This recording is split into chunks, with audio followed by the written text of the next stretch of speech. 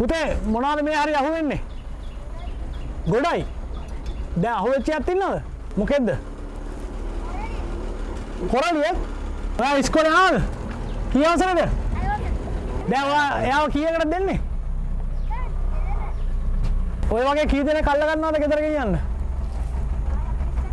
හා? 10ක් 20ක් විතර. අම්මට දාලා දෙන්නේ මොනවද? පාන් කන්න දෙනවා.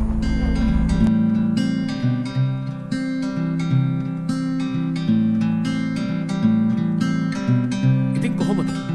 ඔයාලා හැමෝටම මතක ඇති හැමිල්ටන් ඇලදිගේ යන්න සෙරන්ඩිප් ස්ටෝරීස් අපි ගමන් ආරම්භ කළා. ලංකාව වටේ ඇවිදින අපේ චාරිකාවේ පළවෙනි පියවර තමයි ඒ. එදා නැවතුණු තැනින් ආය ගමන් ආරම්භ කරනවා. මීගමුව කලපුවට යන ගමනේ එදා අපි හිටියේ. මේ එතැන් සිට පොඩි ඉල්ලීමක් කරන්න කැමති මේ හැමිල්ටන් ඇලට ප්ලාස්ටික් අපද්‍රව්‍ය එකතු කරන එක නම් එච්චර හොඳ දෙයක් නෙවෙයි. ඒ ගැන පොඩ්ඩක් හිතන්න මේ එපිසෝඩ් එක බලන ගම. ඒ වගේම ඔයාලට පුළුවන් අපේ බෙල් අයිකන් එක ක්ලික් කරලා අපේ channel එක subscribe කරන්න. අපිට පුංචි කමෙන්ට් එකක් දාන්න පුළුවන්. ඒක අපිට ලොකු හයියක්. අපි මේ යන්නේ මීගමුව කලපුවට. අපි දැන් හරියටම ඉන්න මේ සීමාව කිව්වොත් මේ හැමිල්ටන් ඇලේ පමුණුගම ගොන්සාල්වෙස් විද්‍යාලයට ආසන්න සීමාවේ තමයි මේ ඇලේ ඉන්න ඉසව් අපිනේ. එතකොට දැන් ශමින්ද මහත්මයා මේ මට ප්‍රශ්න ගණනාවක් හිතෙනවා අහන්න මේ එකක් කාලයක් තිස්සේ මේ ඇල අපි අපේ සක්‍රිය භාවිතාවට යොදා ගන්න නෑනේ. එතකොට අපි එනකොට දැක්කා පාලමෙන් එහා පැත්ත කුණු ටික විසික් කරලා යන ප්ලාස්ටික් බෝතල් පොලිතීන් දැන් මේ අපි ඉන්න පරිසර පද්ධතිය ඔබ ආරක්ෂා කරන්න මහන්සි වෙන ඔබ වැනි ඔබේ සංවිධානය ඔබේ සංගමය ආරක්ෂා කරන්න මහන්සි වෙන මේ පරිසර පද්ධතියට ඍජුවම බලපෑමක් එල්ල කරන බොහෝ මේ පරිසරය විනාශ කරන්නට හේතු වෙන ප්ලාස්ටික් බෝතල් මේ දැනුත් අපිට ඉස්සරහින් පේන්න තියෙනවා. මේ පරිසර පද්ධතිය විශේෂයෙන්ම ශ්‍රී ලංකාවට ආවේනික අපිට අනන්‍ය වූ පක්ෂීන් මත්ස්‍යයන් සහ ගහකොළ තියෙන පරිසර පද්ධතියක්නේ. එතකොට අපි අහලා දෙනවා හැබැයි මේ කලපුවෙන් ගෙන ලබන අර පැත්තෙන් මුහුදු ජලය ඒ නිසාත් මේක මේ සංකලනය වෙච්ච පරිසර පද්ධතිය. මේ පරිසර පද්ධතිය ගැන අපිට පොඩ්ඩක් කියන්න. මේක ඇත්තටම කියනවා ලංකාවේ තියෙන අර විශේෂම පරිසර පද්ධතියක්. ඒ කියන්නේ ඒක ගත්තොත් දැන් මේක දැන් අපි කුඩක් කරලා අපි දැකලා තියෙනවා මුහුදු පරිසර පද්ධතිය ලවණ සහිත ජලයේ තියෙන. ඒකට සාමාන්‍යයෙන් මිරිදිය පරිසර පද්ධතිය තියෙනවා වැව් පොකුණු ගංගා ඇලදොල වගේ. නමුත් මේක තියෙන්නේ මේ දෙකටම මිශ්‍ර වෙච්ච විශේෂම ඒ කියන්නේ ලංකාවේ එහෙම පරිසර පද්ධති කීපය තියෙනවා. එතකොට දැන් මේකේ තියෙන ශාකවලට සත්වයන්ට අර පරිසරය වෙනස් වීම වේගවත් වැඩි. ඒ කියන්නේ ඒගොල්ලෝ ඔරොත්තු දෙන විදිහට තමයි හැදිලා තියෙන්නේ. ඒ කියන්නේ එක වෙලාවකට දැඩි වර්ෂාව මිරිදිය ජලය සුළංග වේගය වැඩි මුහුදු ළඟයි එහෙම එකපාරට දැන් ඊට පස්සේ තව මාසයක් දෙකක් වගේ යනකොට ලවණතාවය වැඩි වතුර බොන්න විදියක් නැහැ සත්තුන්ට. එතකොට ශාකවලට අවශ්‍ය මිරිදිය නැහැ මෙතන. ඉතින් ඒ වගේ අර දුෂ්කර දැන් හරියට බැලුවොත් මේ වතුර වගේ තිබුණාට සමාජයට ඇත්තට මේක බැලුවොත් නිකන් අර සමහර විශේෂයෙන් කඩලාන ශාක වලට වගේ මේක ශුෂ්ක පරිසරයක් ඇත්තටම. එහෙම බැලුවොත්. මොකද ඒගොල්ලෝ විවිධ අණුවර්තන දක්වනවා මේ ශුෂ්ක පරිසරයේ ජීවත් වෙන. මේකේ දැන් එහෙම ගත්තොත් මුතුරාජල කිව්වහම දැන් ලොකු ඉතිහාසයක් තියෙන පරිසර පද්ධතියක්. මේක නමේම තියෙනවා මේ මුතුරාජ වෙල කිව්වහම අර වෙල්යායකට කියන නම. සහ මුතු වගේ බත් සැපය වූ නිසා මුතුරාජ වෙල වුණා කියලා එහෙම තමයි සහල් ඒ කියන්නේ හොඳම සහල් නිෂ්පාදනය. ඒ කියන්නේ රජුරුවන්ට අයිති වෙලා තිබිච්ච මුතුන් සහල් හම්බෙන විශාල වෙල්යායක. සමහර තියෙනවා මේක දැන් දැන්ට සීමා වෙලා තියෙන ප්‍රදේශය නම් අපි දැන් හරියට බැලුවොත් මුහුදයි මීගමු කලපුවයි මීගමු කොළඹ ප්‍රධාන පාරයි කැලණිකගේ. නමුත් සමහරලාට ගොඩක් ඒ කියන්නේ ඉතිහාසය අරන් බැලුවොත් දැන් කෝට්ටේ ඒ කියන්නේ ඔය පාර්ලිමේන්තු ඒ පැත්තටම මේක ඇත්තටම සම්බන්ධයි මේක. ඔව් ඒ කියන්නේ ඉස්සර නම් මේ වගේ සීමා මායිම් තිබිලා නැහැ. මේ වගේ ජනාකීර්ණත් නැහැ. එතකොට මේ කුඹුරියායේ එක එල්ලෙම ඒ කෝට්ටේ යුගයටත් කෝට්ටේ ප්‍රදේශයටත් ගිහිලා තියෙනවා. දැන් ඒක දැන් ඒ හරියට දැන් තෙත්බිම් තියෙන දියසරු ඒ වගේ උද්‍යාන හදලා තියෙන්නේ ඒ තෙත්බිම් ආශ්‍රිතව තමයි. නමුත් දැන් මේක වෙනස් වෙලා කාර්මිකරණය, නාගරිකකරණය, සංවර්ධනය වගේ හේතු හින්දා අධික ජනගහන වර්ධන වේගය. ඉතින් ඒක ලොකු බලපෑමක් තියෙනවා මේ පරිසර පද්ධතියට. මොකද කොළඹ නගරයේ තියෙනවා මීගමුව කොළඹ ප්‍රධාන පාර, අධිවේගී මාර්ගය, ගුවන්තොටුපළ, මීගමුව ඉතින් මේ බස්නාහිර පළාත ලංකාවේ වැඩිම ආර්ථික දායකත්වයක් තියෙන ප්‍රදේශයක්. ඒතකොට ඉතින් මෙතකොට මේ හරියේ ඉඩම් ගණන් වැඩි. ඒකෝල ආර්ථික වශයෙන් ඒවා හරියට බැලුවොත් මේක පරිසරයට වැඩි මිනිස්සු බලන්නේ ආර්ථික තත්ත්වය කොහොමද කියලා. එතකොට ඉතින් ඒ වගේ වුණාම ලොකු පරිසරයට ලොකු බලපෑමක් මේ මිනිසුන්ගෙන් තියෙනවා. දැන් මේක සංචාරක ආකර්ශණීය කලාපයක් බවට පත් කරනවා නම් අපි දැන් මේ අනාගතයේදී විය යුත්තේනේ. එතකොට මෙහි සුලභව දකින්න පුළුවන් පක්ෂීන් කවුද සංචාරකින් මොකද තියෙන? ඔව් ඇත්තටම කියනවා මේ හරියේ තියෙන සංචාර පක්ෂීන් මොකද ආකර්ශනීය ප්‍රදේශයක් මේක මොකද විවිධ මාළු වර්ග ඉන්නවා මේකේ මිරිදිය කඩදි දෙකම මාළු වර්ග. එතකොට මේ හරියේ තියෙන විශේෂයෙන් පක්ෂීන් වර්ග මාළු මත යැපෙන ඒ කියන්නේ ජල ජීවීන් මත යැපෙන පක්ෂීන් තමයි මේක වැඩිපුරම දකින්න පුළුවන්.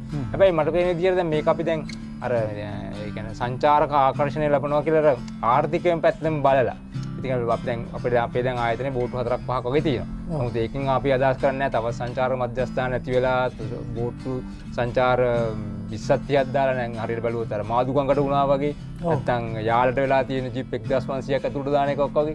එහෙම වෙලා මගේ පෞද්ගලිකයි කියම නම් එහෙම තීරුමක් නැහැ කියන එකයි. ඒ කියන්නේ අපිට අර මේ කියන්නේ පරිසර පද්ධතිය ආරක්ෂා කරගන්නත් ඕනේ. මේකෙන් සංචාරක ආකර්ෂණය තියෙන තුන ඒකෙන් ලැබෙන ආදායමක් ලැබෙන්න. ඔබ ඍජුවම කියන්නේ හැම දෙයකම පාලනයක් තියෙනවා. නැත්තම් මේ ඇලදිගේ දවසට බෝට්ටු 100ක් ගමන් කරන්න ගියොත් එහෙම මත්ස්‍ය සම්පත ඔවුන්ගේ පැටව බෝවීම ඒ සියලු දේ සිදු වෙනවා. ජලය දූෂණය වෙනවා. දැන්ටත් මේක තියාගන්න අමාරුයි මිනිස්සු කුණු දාන මිනිස්සු කිසිම දෙයක් හිතන්නේ නැතුව තමන්ගේ වාහනේ යන ගමන් පොලිතින් බෑග් එකේ තමන්ගේ ගෙදර කුණු ටික පාලෙමින් එහාට ඇලට විසි කරලා දානවා. ඒ කියන්නේ හරියට බලුවොත් මිනිස්සු හිතන්නේ මේ කුණු වැලක් වගේනේ. ඇත්තටම මේ කුණු වැලක් නොවන කුණු වැලක් බවට පත් වෙලා තියෙන අපි නැවත ගොඩනගන්නට ඕනේ හැමිල්ටන් ඇලදිගේ තමයි අපි සංචාරය කරමින් ඉන්නේ. අපි තව ටිකක් ඉස්සරහට මේකම කලපුව පැත්තට ගිහිල්ලා අපිට තව බොහෝ විස්තර කතා කරන්න පුළුවන්කම තියෙනවා. චමින්ද මහත්තයා දැන් අපි ටික ටික මේ අපිට පේනවා දැන් අපි ද්‍රෝණය හරහා බැලුවාමත් මේ ඇල මාර්ගයේ ඊළඟ සන්ධිස්ථානය වෙන්නේ කලපුව. දැන් අපි මේකම කලපුවට අවතීර්ණ වෙන නිසා අපිට පොඩ්ඩක් කලපුව පිළිබඳව එහි වටා පිටාව ගැන විස්තර කියන්නකෝ. ඔව්. ඊගොමු කලපුව තමයි මේ බස්නාහිර පළාතේ තියෙන කියන්නේ ප්‍රසිද්ධම කලපුව. එතකොට ඒක ප්‍රසිද්ධතාවයේ තියෙන ප්‍රමාණය ඊගාවට ඒකෙන් ලැබෙන මත්ස්‍යස්යන් කලපුවෝ කලපුවේ තියෙන ඉස්සෝ කකුලුවෝ ඉතින් මත්ස්‍යස්ය ප්‍රසිද්ධයි. එතකොට ප්‍රමාණයෙන් ගත්තොත් නම් වර්ග කිලෝමීටර් 32ක් වගේ තියෙනවා. ඒ කියන්නේ හෙක්ටයාර වලින් නම් 3164ක්. අක්කර නම් 8000ක්. ඔව්. හැබැයි මේ ගොඩාක් තැන්වල මේ කලපුවේ ගැඹුර අඩුයි. සාමාන්‍ය මීටරේ ඉඳන් මීටර 3-4 දක්වා වගේ ප්‍රාසයකට තමයි විහිදෙන්නේ. ගොඩක් තැන්වල ගැඹුර අඩු කලපුවක්. ඒකින්ද තර්ජනාත්මක වෙලා තියෙනවා. මොකද ටික ටික ගැඹුර අඩු වෙනවා කියන්නේ කලපුවේ වපසරිය අඩු වෙනවා කියන එක. අඩු වෙනවා කියන්නේ. ඔව්. ඒ වගේම දැන් කලපුව ආශ්‍රිතව විශේෂයෙන්ම දැන් ඔය මීගමු කලපුව ගැන කතා කරද්දී ඉස්සෝ කොටු දැමීම සහ ඔය නිර්දිය කලපු මත්ස්‍ය කර්මාන්තය ගැන විශේෂයෙන්ම කතා වෙනවා නේද? අනිවාර්යයෙන්. ඉතින් මත්ස්‍ය කර්මාන්තය කිව්වම සාමාන්‍යයෙන් දීවර ජනතාව මං හිතන්නේ 3000ක් විතර මේකේ යැපෙනවා. ඍජු දීවර ප්‍රජාවක් ඉන්නවා මේකේ යැපෙනවා. ඉතින් ඒගොල්ලෝ සාම්ප්‍රදායික ක්‍රම අනුගමනය කරනවා. ඊගාවට නවීන දැල් වර්ග වගේ ප්‍රමාණය කරනවා. නමුත් මහා පරිමාණයෙන් ඇල්ලීමක් නැහැ. කියන්නේ දැන් අර නවීන තාක්ෂණය යොදලා එහෙම ගන්න නෙමෙයි. නමුත් ඒක දිගටම කරන් ආව දැල් වර්ග ඒවා තමයි ජීවනෝපාය හැටියට ක්‍රමක්‍රමයෙන් තමන්ගේ එදිනෙදා පිය දැන් පියව ගන්න වගේ දේවල් වලට නමුත් දැන් අලුත් මේ ආර්ථිකයක් වගේ යටතේ අර මේ මේවට ඉල්ලුම් වැඩි. දේශීයට වැඩිය විදේශීය ඉල්ලුම් වැඩි වෙලා තියෙනවා. එතකොට විවිධ සමාගම් බිහි වෙලා තියෙනවා මාළු ආනයනය කරන්න. අපනයනය කරන්න. එතකොට ඒවට අර දීවර ජනතාවගේ පැමිණීමක් තියෙනවා. වැඩිපුර මුදලක් ලබා ගන්න පුළුවන්. කකුළුවන්ට ඉස්සන්ට විශේෂිත මත්ස්‍ය වර්ග වලට. මාළු පයින්නවන්න ගන්න පුළුවන් මේ හරිය ටිකක්. ඒක තමයි. මේ හරිය මේ මාළු පයින්න ඒරියා එක. රවුමත්දා. දැන් ජමින්ද මහත්මයා මේ අපි මීගමුව කලපුවට ඇතුල් වෙලා මීගමු කලපුවේ දර්ශන පෙළක් බැලුවම අර පැත්තෙන් අපිට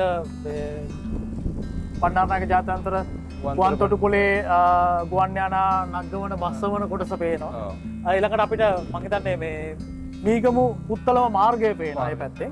දැන් අපි මේ ගමන් කරන ඉසව්ව කොයි පැත්තටද මේ ඉස්සරහට අපි යන්නේ? මේකනේ අපි කෙලින්ම දැන් මීගමු කලපුවේ සීමා වෙන මුතුරාජවල වගුරු බීම මේක තෙත් බීමට ඇතුල් වෙන සීමාව තමයි මේක තියෙන්නේ. දැන් ඇත්තටම තෙත් බීමක් ගත්තාම අර මිනිස්සු දකින්නෙත් අර දැක්කාම නිකන් ගොඩ ගල්ලා ගයක් හදන්න නැත්නම් නිවාස යෝජනා ක්‍රමයක් හදන්න පිට්ටනියක් හදන්න එහෙමනේ දැන් මිනිස්සු කරන්නේ. මේක තියෙන්නේ. නමුත් තෙත්බීමක් ගත්තාම ඒකට ලොකු මේ වැදගත්කමක් වටිනාකමක් තියෙනවා. මොකද දැන් බස්නාහිර පළාත ගත්තාම මේ හරිය වර්ෂාපතන ගොඩක් වැඩි. ඔව්. එතකොට ආශ්‍රය නගර, වත්තල, ගම්පහ වගේ නගර ඉක්මනින් මොනවද යට වෙනවා අවිධිමත් මේ ඉදිකිරීම නිසා. ඔව්. එතකොට දැන් මේ මුතුරාජර දින තමයි මේ තරමින් හරි මේක මේ බේරලා තියෙනවා අපට නගර ටික. ඔව්. එතකොට මේ අර තෙත්බීමක් ගත්තාම ඒක හරිය ස්පොන්ජ් එකක් වගේ. වතුර උරාගෙන රැස් කරගෙන තියාගන්න පුළුවන් අර අධික වර්ෂා තත්ත්වයේ වුණත්. දැන් මේකට ප්‍රධාන වර්ෂා ලැබෙන ක්‍රමයක් තමයි මේ අත්තන ගලුවය. මෙහෙට එනකොට මේ මම හිතන්නේ මේ ලස්සන පිළිහිඩුවක් ඉන්න අර පැත්තේ මේ වගේ පරිසර පද්ධතියක් ඇතුලේ මේ මල් පිළිහිඩුවක්. මල් නෑ ඒ කියන්නේ මේ කල්ප පිළිහිඩුවක්. නැත්තම් ගෝමර පිළිහිඩුවක්. ගෝමර පිළිහිඩුව. දැන් මේ වගේ දැන් විශේෂයෙන්ම දැන් ඔබ කිව්ව අර ස්පොන්ජ් එක වගේ මේ උරාගෙන මුදාහරින අවශ්‍ය වෙලාවන් වලදී එතකොට මෙහිට ආවේනික සුවිශේෂී ශාක කියන්නේ කඩොලාන ශාක පද්ධතියේ අපිට නම් කරලා කියන්න පුළුවන් ශාක මොනවද? ඔව් දැන් අපිට මේ ප්‍රධාන වශයෙන් බලන්න පුළුවන් මේ මහා කඩොල් කියන එක. මෙතනින් පේන මහා කඩොල්. ඒකේ විශේෂ ලක්ෂණ තමයි අර කරුමුල් තියෙන තිබි මේ කියන්නේ අර දැන් අපි ගහක් වුණත් කඩා වැටෙනකොට අර කරු තියෙන ආධාරක. ඒ වගේ දැන් මේ හරිය තියෙන ශාක වලට නිකන් අර සාමාන්‍ය මුල් වලින් හැදෙන්න අමාරුයි. මොකද සුළඟේ වේගය වැඩි, පස් ශක්තිමත් නෑ, අර මඩ සහිතයි. එතකොට මුදුන් මුල කිනුයි අර අනිත් පාර්ශ්ව මුල් වලින් රැඳෙන්න බෑ. ඒකින්ද ඒගොල්ලෝ අර කඳෙන් අතු වලින් මුල් හටගෙන ඒවා ආධාරක විදිහට ක්‍රියා කරනවා. එතකොට ඒකේ මුල් වල ප්‍රධාන කාර්යය අර ආහාර ජලය ලබා ගැනීම නෙමෙයි ආධාරකයක් විදිහට ක්‍රියා කිරීම. ඉතින් ඒක ලක්ෂණය පෙන්න ප්‍රධාන ශාකයක් තමයි මේ මහා කඩොල් නැත්නම් රයිසෝෆෝරා කියන මේ විශේෂ රාය තියෙන ශාක. ඉතින් ඊට අමතරව අපිට කිරළ වගේ ශාක තියෙනවා දකින්න. ඔව් ඒකට මේ දැන් ඔය කිරළ එහෙම දැන් අපේ ඔය ඇඟ නිවෙන බීමක් නේ. බීමක්. ඔව්.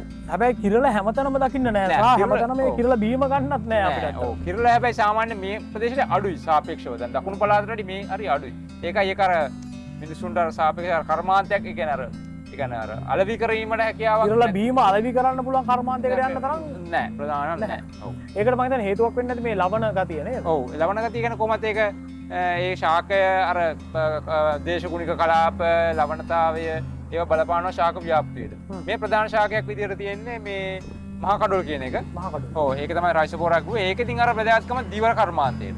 මොකද මේ මුල් පද්ධතියෙන් අර මේ ලපටි අර මේ කියන්නේ මත්ස්‍යයන්ට ඉස්සෝ කකුළුවන්ට අර ආරක්ෂිත භූමියක් හදලා දෙනවා. ආහාර සමග. එතකොට දැන් මේ අතුරු දැන් අපිට පේන එක එක තැන් වලින් මේ අතුරු මාර්ග දැන් මේ ඇත්තටම අපි ඉන්නේ මේ අත්තනකලු ඔය කියන එකේ. මේ අත්තනකලු ඔය අත්තනකලු ඔය. ඔව්. ඒ කියන්නේ ඒතර අත්තනකලු ඔයත් මීගමේ කලපුවට වැටලා තමයි මුහුදට වැටෙන්නේ. මුහුදට වැටෙන්නේ. ඔව්. ඒක නේද මම කිව්වා ඉස්සෙල්ලත් අර මීගොමු කලපුව කියන්නේ මිරිදිය කරදිය මිශ්‍ර වෙච්ච එකක් කියලා. ඔව්. එතකොට ලවණ ජලය මුහුදෙන් එනවා. මිරිදිය එනවා මේ අත්තනකලුවෙන්. එතකොට ලංකාවේ අර වඩදිය බාධිත තත්ත්වයක් ඇති වෙනවා. සාමාන්‍යයෙන් මේ සෙන්ටිමීටර් 70ක් වගේ තමයි ලංකාවේ තියෙන වෙනස. එතකොට ඒ පැය 6කට සැරයක් ඒක වෙනස් වෙනවා වඩදිය බාධිත තත්ත්වය. එතකොට ඒක හැදෙලා තමයි අර අද්විතීය අර පරිසර පද්ධතියක් හැදෙන්නේ. ඒක මේක ලංකාවේ ඉතාම සුවිශේෂී පරිසර පද්ධතියක් කියලා අපිට තමයි පක්ෂියෙක් ඉන්නවා අර දියකාවෙක් අතන ඉන්නවා. දියකාවෙක් ඕන ඒ පොඩි ඔව් එතනත් ඉන්නවා අය බීටස් කියන නැත්නම් කුරුමිනි කුරුල්ලෝ කෙනෙක් නේ. මේ මෙතන ඉන්නවා අර ඩාට නැත්නම් සර්ප දියකාව කියලා කියනවා මෙයාට අර සර්පෙක් වගේ ඔළුව තියෙන ඉඳ. සර්පෙක් වගේ ඔළුව තියෙන නිසා සර්ප දියකාව. අපි දැන් ඔය දැකලා තියෙන පාරුව සාම්ප්‍රදායික පාරුව හබල් ගාගෙන ගියානේ. නමුත් දැන් මේ ශ්‍රමය ආරක්ෂා කරගන්න ඉක්මනින් යන්න මේ දීවර ප්‍රජාවක් ඉන්නේ. අපි දකිනවා මේ ගැහැණු පිරිමි හැමෝම මේ එක වෙලාවකට මං හිතන්නේ ගමන් කරමින් යන්නේ. ඒගොල්ලෝ මේ පාරුවට මෝටර හයි කරගෙන යන්නේ. මේක අපි දැකපු අලුත්ම වෙනස් වීම. කොහොම වෙතත් මේ එන්නේ ජාඇල දිගේ. මට මේ ජාඇල ගැන පොඩ්ඩක් කියන්නකෝ. ඔව් ජාඇලත් දැන් ඇලක් කිව්වම අර නමෙන්ම තියෙන හැදුව එකක් කියන. ඇලක් ගොඩක් වෙලා අපි දාන්නේ හැදුව එකට. දැන් මේක ජා මිනිස්සු හැදුව කියලා තමයි කියන්නේ. සමහර අය කියනවා මේක මේ දැන් අර දැන් මේ හැමිල්ටන් වගේ අලවල කපලා විනාශ වුණු මුතුරාජ වෙලා යම්සි ප්‍රමාණයකට නගා සිටවන්න තව මිරිදිය ප්‍රභාවයක් එකතු වෙලා එහෙම හැදුවා කියලාත්. මොකද සමහර තැන්වල අපි දැකලා තියෙනවා අර දැන් විනාශ වෙලා ඒව අර ලුණු බැමි කියලා දාලා තිබුණා අර සොරව් වගේ. වඩදිය වෙන කාට ඒ සොරව් වහනවා. බාදිය කාට ආය අරිනවා. එතකොට ලුණු වතුර මෙහෙට ගලන් යනවා. ඒක අතුරට ගලන් යන්නේ නැහැ. ඉතින් මේකත් මේ සෑහෙන දුරකින් දැන් එනවා. හැබැයි මේක දැන් කැපුවා කියලා හිතුවට මේක මේ දැන් ගම්පහ පස්්‍යාල පැතරෝ කියන මේ අලත් ජයලත් ජයලත එතකොට දැන් අපි ඉන්න අත්තනගලු ඔය ආශ්‍රිතව තමයි දැන් මේ අපි හරියටම අත්තනගලු ඔයේ කලපු ඉඳලා ඇවිල්ලා මෙහි මේ තව දෙකක් තව දෙයක් තමයි මම දැකපු මේ අතු බෙදී ගිය කුඩා දිය පාරවල් ගොඩක් තියෙනවා නේද? ඒක තමයි සාමාන්‍ය අර දැන් ඔය දැන් ඇත්තට ලොකු ගංගාවල ඩෙල්ටාවක් කියලා හැදෙනවනේ. මේක අර කැපිපේන ඩෙල්ටාවක් නැතුනොත් අර ඒකේ අර ජල වේගයට අනුව අර තැන් වල පස් රොන් මඩ තැම්පත් වෙලා පොඩි පොඩි දූපත් වගේ හැදිලා ඒ වගේ පරිසර පද්ධතියක් හැදිලා තියෙනවා. එතකොට දැන් මේ පරිසර පද්ධතිය මේ වෙනකොට ක්‍රමක්‍රමයෙන් යන්නේ විනාශය කරානේ. අනිවාර්ය විනාශය කරා. අපි සංචාරක කර්මාන්තයට මෙය නගා සිටවන්න ඕන කියන තැන අපි ඉන්නවා. ඒක හරි. ඒක ඔබේ සංගමයක් පිළිගන්න කාරණාවක්. ඒ වගේම ඒ තැනට යන්න කලින් අපිට හදාගන්න ඕන කොටසක් තියෙනවානේ. අපි එතෙන්ට මේක සංරක්ෂණය කරගන්න ඕනනේ. මොනවද වෙන්න ඕනේ? ඇත්තටම මේක ඇත්තටම කිව්වොත් මේ මුතුරාජල අපේ භූමිය දැන් අයිතිය තියෙන්නේ වනජීවි සංරක්ෂණ දෙපාර්තමේන්තුව. ඒගොල්ලෝ යම් කිසි වැඩ ප්‍රමාණයක් කරනවා. නමුත් අර ඉතින් නීතියේ තියෙන ප්‍රශ්න හරි ආර්ථික ප්‍රශ්න මිනිසුන්ට තියෙනවා. එතකොට දේශපාලනය ඔකට ගෑවිලා තියෙනවා. ඒ ඔක්කොම බැලුවාම අර ඔක්කොම සම්බර කරන්න බැරි අවස්ථාවක් එනවා. එහෙම තත්ත්වයක් ඇවිල්ලා තියෙන මිනිස්සු අර දැන් උදාහරණයක් විදියට දැන් නගර සභා ගත්තොත් ප්‍රාදේශ සභා කුණු බැහැර කරන්න විදියක් නැහැ. ඒක කුණු ප්‍රතිචක්‍රීකරණය ලංකාවේ අඩුයි. එතකොට ඒවා බැහැර කරන්නේ මේ තෙත් බිමේ කොටසකට තමයි. ඔයගොල්ලෝ බලන්න පුළුවන් සමහර තැන් වල ජයල් නගර සභාවෙන් කෙලින්ම කුණු දාලා ලොකු ප්‍රදේශයක් හදනවා. නමුත් ඒකට තියෙනවා අර දහන එකක් හයි කරන කියලා යෝජනාවක් තියෙනවා දැන්ට මේ අලුත් නව රජයට. නමුත් මම දන්නේ ඒක ක්‍රියාත්මක වෙයිද කියලා. එහෙම ක්‍රියාත්මක වුණොත් මේක ලොකු සේවයක්.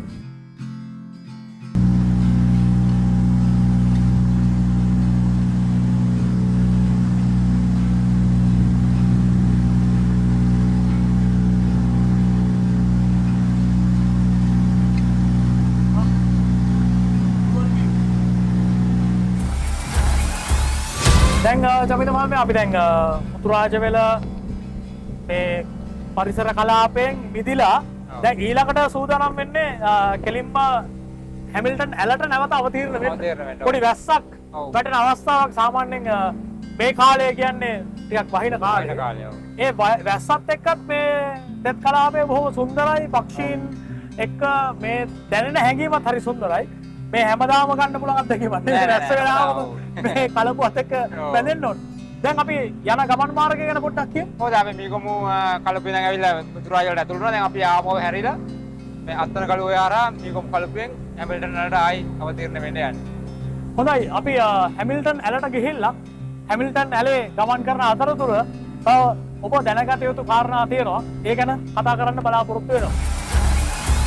මේ සාමාන්‍යයෙන් දැන් අපි අර මේ ඇලදිගේ ගමන් කරනකොට විවිධ ගස් අපිට දකින්න ලැබෙනවා. විවිධ ශාක පද්ධති තියෙනවා චමිත මහත්තයා. හැබැයි ඔය හැම එකක්ම වැදගත් නෑනේ. නෑ ඔව්. ඒ අතරේ මේ කදුරු ශාකය හරි වැදගත්. මේකට එකක් අපි අහලා තියෙනවා මේ වෙස් මුහුණු හදන්න ගන්නවා. වෙස් මුහුණු හදන එක ගැන පොඩ්ඩක් අපි ඇයි දන්න එහෙම විශේෂයක් වෙන්නේ? ඇත්තම කියන වෙස් මුහුණු හදන එක ලංකාවේ සාම්ප්‍රදායික කර්මාන්තයක්. නමුත් මේ හරිය නෙමෙයි අර ඔය දකුණු පළාතේ දකුණු පළාත ප්‍රසිද්ධ. ඔව් නමුත් දැන් මේ හරිය ඒක අර සරුවට වැවෙනවා මේ දිය කදුරු ශාක සමහර ගොන් කදුරු කියන්නේ ලොකුට තියෙන ඉන්න සෑහළු ශාකේ. ඊට අමතරව අර ඒකේ යම්කිසි විසක් තියෙන කදුරු වෙඩ විසයි කොහොමත්. නමුත් මම හිතන්නේ ලී වලත් යම්කිසි විසක් ඇති මේ ඒකින් තමයි දැන් අර දීර්ඝ කාලිනයක් ඒක රැඳිලා තියෙන්නේ. අවුරුදු 300 පරණ වෙස් මුහුණු හම්බ වෙනවා අපිට දැන් කතුවකාරයෙම තියෙනවනේ. මම හිතන්නේ ඒක යම්කිසි අර කෘමිසත්තුන්ට විකර්ෂක රසායනික තියෙන මොන හරි.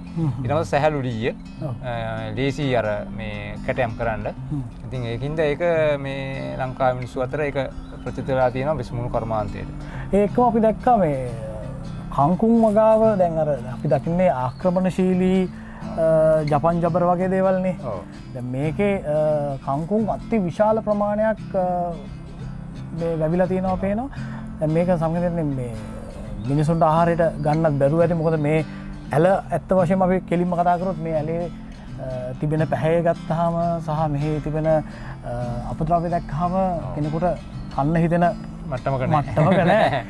මේ කංකුණු යම් ආක්‍රමණශීලීතාවයක් වෙනවා. නමුත් අර එකම තියෙන වාසිය තමයි දැන් මේ හරිය ලවණතාවය අඩු වැඩි වෙනකොට මේ කංකුම් අර තද කරදියේදී ඒ කියන්නේ ලවණ ජලයේදී රැඳිලා තියෙන්නේ නැහැ. හැබැයි මේ ඒක අර එහෙම අර අනිත් අර ජපන් ජබර වගේ එකපාරටම කියලා යන්නේ නැහැ. මේකට මොකද මේ ඝන මට්ටමට හැදෙනවා. මේක සාමාන්‍යයෙන් අඩිය එකමාරක දෙක වගේ දැන් මේ උඩින් තිබුණාට යටටත් මේක තියෙනවා මුල් පද්ධතියත් එක්ක. පද්ධතියත් එක්ක තියෙනවා. එතකොට සෙමෙන් තමයි දි รา පත් වෙන්නේ.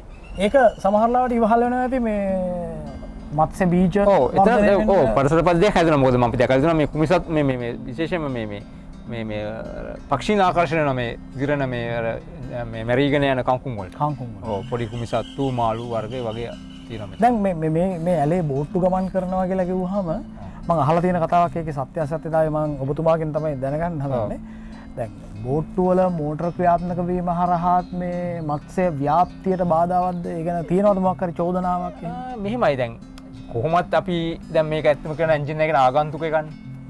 යම්සි බලපෑමක් තියෙනවා පරිසරේ. නෑ කියන්න බෑ කාටවත්. එහෙම නිකන් එහෙම මේ පරිසරේ කිසි බලපෑමක් නෑ මේක. එහෙම කාටවත් කියන්න බෑ. ඇත්තම කියන මේක යාන්ත්‍රික එකක්. එතකොට ඒක ස්වභාවික පරිසර පද්ධතියට ඒක ගැලපෙන්නේ නෑ. මොකද මේකේ වැඩි එතකොට මේකෙන් කම්පනයක් ඇති වෙනවා. එතකොට මඩ හැරෙනවා. යම්සි බලපෑමක් තියෙනවා නැත්නම් නෑ. ඒක අපි පිළිගන්න ඕන අනිවාර්යයෙන්ම. නමුත් ඒකෙන් කියලා යම් මේ අර අපි දැන් කලපුව වගේ ගත්තොත් ඒක අර ප්‍රදේශය ලොකුයිනේ. අපි කඩුලාන ආශ්‍රිතයෙන් ළඟින්ම යන්න බෑ ගැඹුරත් අඩුයි. ඉතින් ඒකේ ඒ වගේ ලොකු බලපෑමක් නෑ. ඒක ඊට අමතරව මුල් වර්ග වලින් ඒකේ අර මේ වෙන කියන්නේ රැල්ල එහෙම අඩු කරන බාල කරනවා. මේ හරියට හැබැයි ඉතින් මේ මස්යන්ට යම්කිසි බලපෑමක් නෑ කියන්න බෑ. නමුත් සාපේක්ෂව අඩුයි. මොනවද සුවිශේෂීව ඔබ දැන් ආයතනයේ ඔබ අපි හඳුනාගත්ත මත්ස්‍ය සම්පත් පිළිබඳව කතා කළා. ඔව් දැන් මේ කලාපයට ගොඩක් කලාට ඉතින් අපි දැන් අර අඟුලුව කියලා මාළුවෙක් ඉන්නවා කැට්ෆිෂ් කෙනෙක් අර මාළුවෙක් ඊට අමතරව හඳුන්වා දුන්න තිලාපියා ඉන්නවා. එයා නම් දැන් ආක්‍රමික මට්ටමට වගේ ඇවිල්ලා තියෙනවා. ඊට අමතරව තිලාපියාව නම් ආහාරයට ගන්නවා. ආහාරයට ගන්නවා. නමුත් තිලාපියාගේ මේ ප්‍රශ්න තමයි අපේ අර දේශීය මාළුන්ට තර්ජනය. මොකද එයා සර්වභක්ෂකෙන්නේ. එතකොට එයා ඔක්කොම අර බිත්තර ආහාර ගන්න දැන් හිටි ඉස්සර ඉතින් ආඳුලූල් ටිකක් ක්‍රමෙන් අඩු වෙලා. ඒක තමයි අපේ සාම්ප්‍රදායික ආඳුලූල බඩකරිය එයාලා නෑ. ඇත්තටම අඩුයි. ඒ කියන්නේ හැම දෙයකම හොඳ නරක දෙපැත්තක් තියෙනවා. අපි මේ හැමිල්ටන් ඇලදිගේ සංචාරය කරනකොට විවිධ ශාක පද්ධතීන් පිළිබඳව කතා කරන්න හම්බ වෙනවා. අපි කීපයක් ගැන කතා කළා. දැන් මේ සාමාන්‍ය අහු කියලා කියන්නේ ලංකාවේ ගුරුකම් වලට යන්ත්‍ර මන්ත්‍ර වැඩවලදී දෙහි කපනවා වගේම අහුත් කපනවා. හැබැයි අහු මේ ගොඩබිම් ශාකයක් හැටියට තමයි අපි හඳුනගෙන තියෙන්නේ. මේකේ විශේෂත්වයක් තියෙනවද කියන එක අපි දන්නේ නැහැ. නමුත් මේ හැමිල්ටන් ඇලදිගේ නම් අහු සෑහෙන ප්‍රමාණයක් අපි දැක්කා. තියෙනවා. ඇත්තම කියන්නේ මිනිස්සු ලංකාවේ මිනිස්සු අඳුරගෙන සමහර මිනිස්සු මං අහලා මේ බයයි කියලා මේ ශාක දැක්කත් නිකන් අර ගුරුකම් වලට ගන්න ඉතින්. නමුත් මට පේන විදිහට මේක ඇත්තටම මේ ඊට වැඩි ආයුර්වේදීය වටිනාකම වැඩි. ගොඩක් ඒ කියන්නේ මං අහලා තියෙනවා දැන් මේ වෙන රටවල වගේ නම් ඔය ෆීජි වගේ දූපත්වල ඒගොල්ලෝ වෙනම අර නිකන් සිරප් එකක් වගේ හදනවා මේකේ. ඉස්සර ලංකාවේ මං හිතන්නේ තිබුණා මේ සුපර් මාකට් වල අර මේ නෝනී කියලා එකක්. නෝනී තමයි මේ සාමාන්‍ය විද්‍යාව ඉංග්‍රීසි වගේ පාවිච්චි කරනවා. ඒක ගොඩක් ශක්තියට එක එක විවිධ රෝගාබාධ වලට කියන හොඳ ಔಷධයක්. ලංකාවේ අර අවාසනාවට ඒක පැතිරලා තියෙන අර ගුරුකම් සම්බන්ධ ගන්න එක තමයි. කොහොම නමුත් මේකේ මේ හැම කොටසම මේ කියන්නේ මේක අවු ගෙඩිය ඊට මේ පත්‍ර මේකේ පොතු ඖෂධීය. ආයුර්වේද වටිනාකමක් තියෙන ශාක විශේෂයක්. දැන් අපි අහු ශාකෙන් එහා පැත්තට රජියයි අපිට පුළුවන් නම් බෝට්ටු හරවගමු අපි එහා පැත්තට.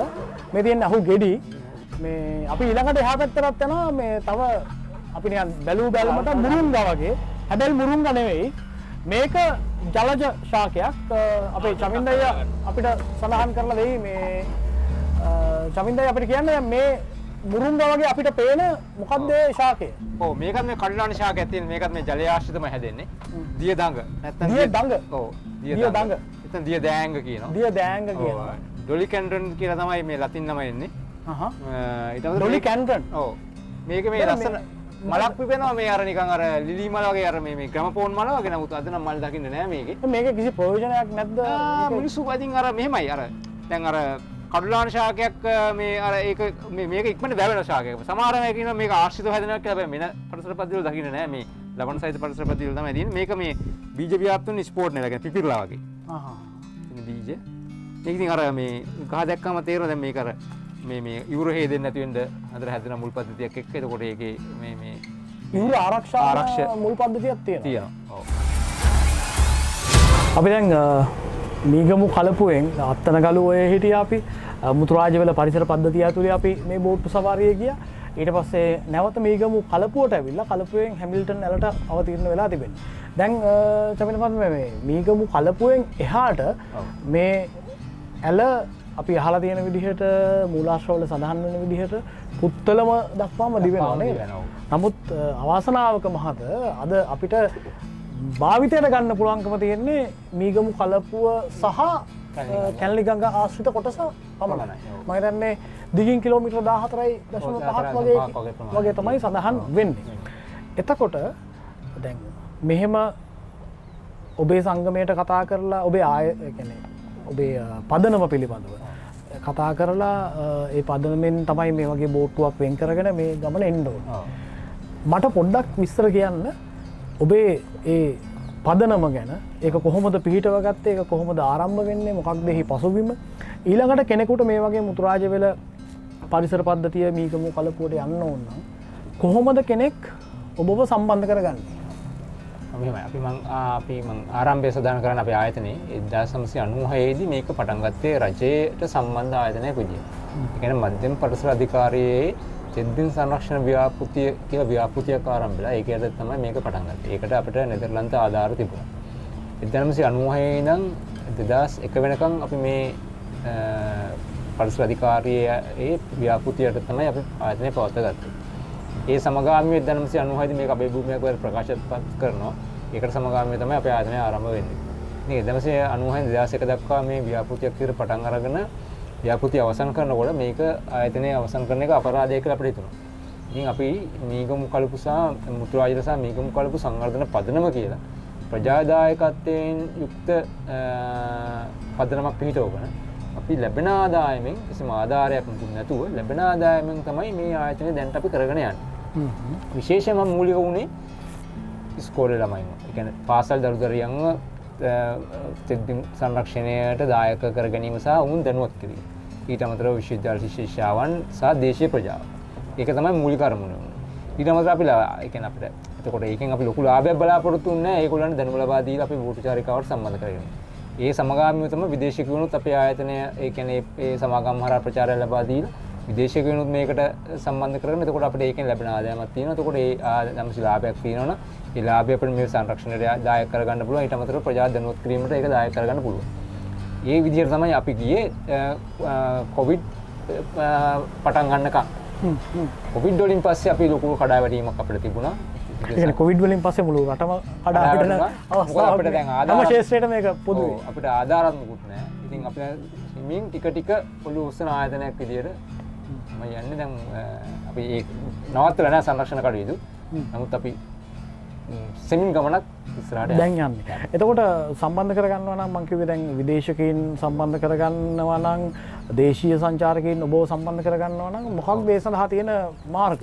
කෙලින්ම දුරකථනය හරහා අපිට සම්බන්ධ කරගන්න. අපි දුරකථන අංකය කෙලින්ම කියමු. ඔව් අපේ කළමනාකරුතුමා ඉන්නවා මිස්ටර් අරුණ වීරසිංහ මහත්තයා 073යි 043යි 447. මම ආයි කියන්නම් 073යි 043යි 447. අමතුමක් දීලා වෙන් කරගන්න පුළුවන්. එතකොට විදේශයක රටක ඉන්න කෙනෙක් අපේ WhatsApp අංකයක් තියෙනවා ඒකත්. ඒ නම්බරේටම WhatsApp හරහාත් අපිට සම්බන්ධ කරගන්න පුළුවන්. එතකොට අන්තර්ජාලය භාවිතා කරලා මුතුරාජල විසිර සෙන්ටර් කියලා සර්ච් කළොත් Facebook පිටුවක් එනවා. ඒ හරහාත් අපිව වෙන් කරගන්න පුළුවන්. එතකොට අපි ආරාධනා කරනවා මේ හැමිල්ටන් ඇලදිගේ මේ සංචාරයේ එක් පරිච්ඡේදයක් විතරයි අපි මුතුරාජවෙල පරිසර පද්ධතිය ගැන කතා කරන්නට මේ අවතීර්ණ වුණු කොටස. මේ හා බැඳුණු මේ සංස්කෘතියක් තියෙනවා නේද ජමින්ද මහත්මයා? මේ ඇල දෙපැත්තේ ගම්මානවල ජනතාවගේ ඔවුන් එක්ක බැඳුණු පාරිසරික සාධකත් එක්ක බැඳුණු ඔවුන්ගේ ජනජීවිතය හා බැඳුණු ඒ වගේම මේ වටා ඉදුණු ආයතන සංචාරක කලාපයන් සංචාරක නිකේතන මේ වගේ පුළුල් වපසරියක් තියෙනවා අපිට කතා කරන්න. අපි හිමින් ඒ ගැන ටිකෙන් ටික ඔබට දිගහරින්නට මේ YouTube අවකාශය ඇතුලේ සූදානම් වෙනවා. අපි තවත් දවසක ඉතා ඉක්මනින් තවත් තොරතුරු අරගෙන ඔබ ළඟට එන්න බලාපොරොත්තු වෙනවා. බොහොම ස්තුතියි.